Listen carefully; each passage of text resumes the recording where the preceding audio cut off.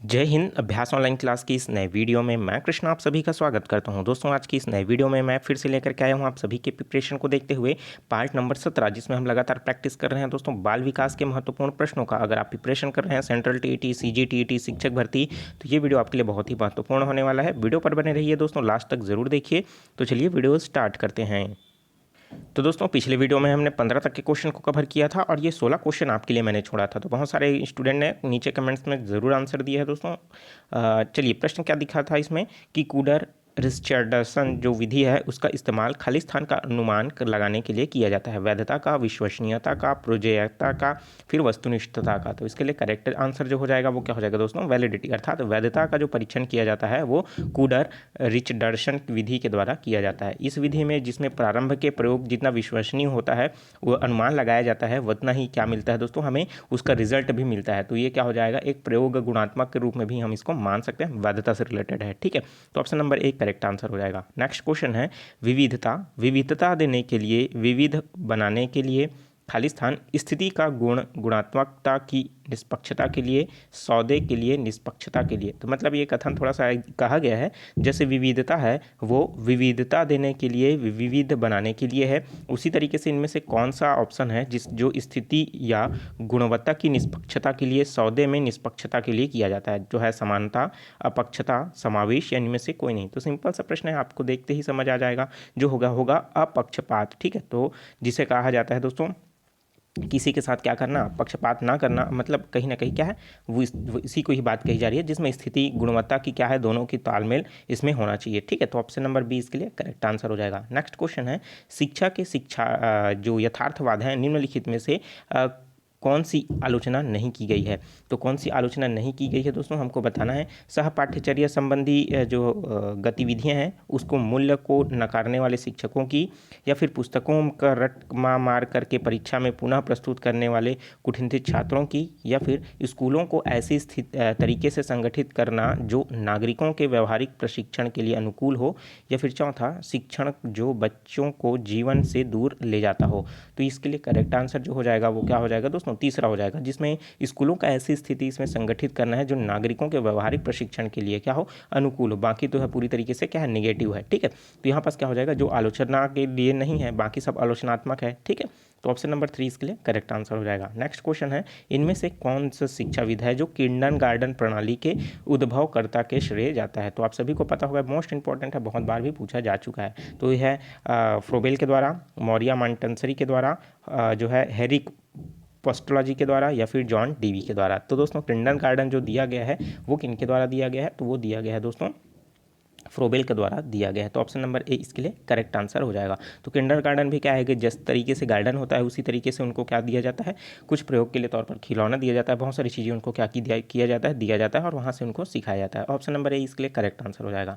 Next question है शिक्षा की डाल्टन प्रणाली खालिस्तान द्वारा विकसित की जाती है। तो किसके द्वारा की गई है विकसित, मारिया मॉन्टेसरी के द्वारा, जॉन डीवी के द्वारा, हेलेन पार्कस्टर के द्वारा, या फिर टी रोमोंट के द्वारा। तो इसके लिए करेक्ट आंसर जो हो जाएगा वो क्या हो जाएगा, पार्कस्टर के द्वारा जो है ये प्रणाली दिया गया है। तो देखिए डाल्टन प्रणाली क्या होता है, जिसमें बच्चे को स्वतंत्र छोड़ दिया जाता है, उनकी जो जरूरत की चीज़ें हैं उनको प्रोवाइड की जाती है, उसके बाद क्या करता है वो सीखता है। तो इस तरीके से डाल्टन प्रणाली इसके लिए करेक्ट आंसर हो जाएगा। और ये किनके द्वारा दिया गया है, हेलेन पार्कस्टर के द्वारा दिया गया है। नेक्स्ट क्वेश्चन है शिक्षण की प्रदर्शन विधि खाली स्थान में प्रदर्शन के दौरान एक विद्यार्थी को खाली स्थान के अवसर प्राप्त होते हैं। तो कौन कौन से अवसर प्राप्त होते हैं, तो उनमें अवलोकन है, नोट बनाने की सुविधा है, प्रश्न करने की सुविधा, या फिर आरेख बनाने की सुविधा। तो ऑप्शन के अकॉर्डिंग हमको यहाँ पास बताना है कि बी सी और डी सही है, ए सी डी सही है, ए बी सी डी सही है, या फिर ए बी सी सही है। तो कहीं ना कहीं अगर कोई व्यक्ति प्रदर्शन विधि के दौरान, प्रदर्शन के दौरान जो अगर कर रहा है तो बच्चे को क्या करने को मिलेगा, अवलोकन तो करने को मिलेगा, नोट बनाने के लिए भी मिलेगा। ठीक है, उसी तरीके से वो प्रश्न भी कर सकेगा। ठीक है, आरेख भी बना सके, भाई नोट बना सकता है तो आरेख भी बना लेगा। मतलब ए बी सी डी इसके लिए क्या हो जाएगा, करेक्ट आंसर हो जाएगा। ठीक है, चलिए नेक्स्ट क्वेश्चन देखते हैं। कोल्ब मॉडल के अनुसार सीखने की किस विधि में विद्यार्थी समूह में रहकर करके काम करता है और पूर्वाग्रह से मुक्त होकर औरों को सुनता है और अपनी व्यक्तिगत तौर पर फीडबैक प्राप्त करता है। तो यहाँ पास देखिए बच्चे के पूरा समूह में घुल मिल करके अपने कार्य को करने की बात कही जा रही है। तो कौन सा आ जाएगा? अपसारी विधि, अभिसारी विधि, आत्मसातीकरण विधि या फिर अनुकूलन विधि। तो यहाँ पास दो हो सकता है दोस्तों, यहाँ पास अपसारी भी विधि भी हो सकता है, इसमें अनुकूलन भी विधि हो सकता है, क्योंकि अपने आप को क्या कर रहा है वहाँ पास अनुकूलित कर रहा है पूरे समूह में।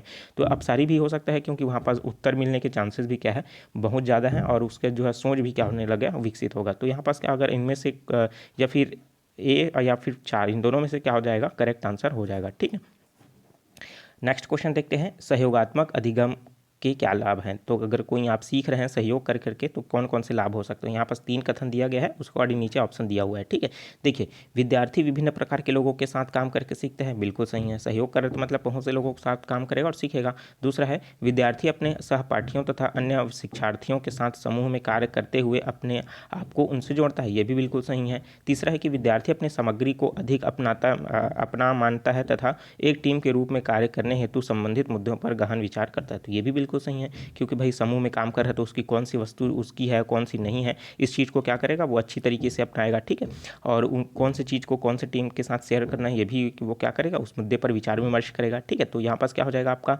ABC सही है, AB सही है या फिर BC सही है या फिर AC सही है। तो करेक्ट आंसर क्या हो जाएगा? ABC, मतलब तीनों के तीनों कथन जो है सही है। नेक्स्ट क्वेश्चन देखते हैं, एक बच्चा जो अवबोधन करता है वह काफ़ी हद तक अपने खाली स्थान पर निर्भर करता है।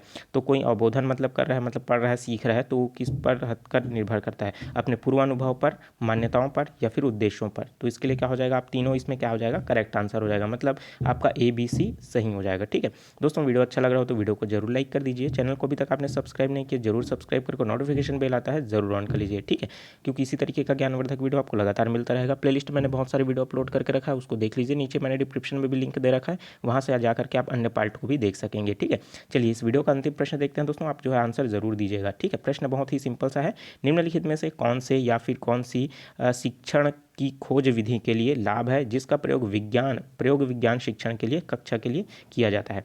तो इसमें 2 कथन दिया गया है, शिक्षार्थी सीखने में आनंद का अनुभव लेता है क्योंकि वे स्वयं से ज्ञान को खोज सकता है। उसी तरीके से दूसरा है कि शिक्षार्थियों में सूचना प्रसंस्करण क्षमता के विकास के लिए कंटेंट शिक्षार्थियों के बीच सतत अंतरक्रिया होता है। तो अब यहाँ पर 2 कथन दिया गया है, उस कथन के अकॉर्डिंग हमको क्या करना है बताना है। तो कहीं ना कहीं विज्ञान प्रयोगशाला में क्या हो रहा है वो सीख रहा है, तो इसके लिए क्या हो जाएगा? दोनों कथन करेक्ट आंसर हो जाएगा, मतलब A और B। तो कहाँ पास देखने को मिल रहा है? ऑप्शन नंबर 3 में देखने को मिल रहा है, तो 3 ऑप्शन क्या हो जाएगा? करेक्ट आंसर हो जाएगा। तो दोस्तों हम इस वीडियो में 10 क्वेश्चन को कवर किया है, 10 क्वेश्चन में से आपके कितना क्वेश्चन सही हुआ नीचे कमेंट करके जरूर बताइए। वीडियो अच्छा लगा दोस्तों जरूर लाइक कर दीजिए, वीडियो को ज़्यादा से ज़्यादा शेयर करें व्हाट्सअप ग्रुप में, फेसबुक ग्रुप में, इंस्टाग्राम में, टेलीग्राम में, ताकि इस वीडियो का फायदा सभी लोगों को मिल सके। ठीक है, अगर कोई डाउट है तो नीचे कमेंट बॉक्स खाली है दोस्तों, कमेंट करके ज़रूर पूछ लीजिए। और दोस्तों CGTET टेट के लिए अभी तक जो है टेस्ट सीरीज़ अवेलेबल है, जिसको ज्वाइन करना चाहते हैं दोस्तों जल्दी से जल्दी ज्वाइन कर लीजिए। ठीक है, चलिए मिलते हैं दोस्तों नए वीडियो में नए जानकारी के साथ। Take care, all the best, जय हिंद।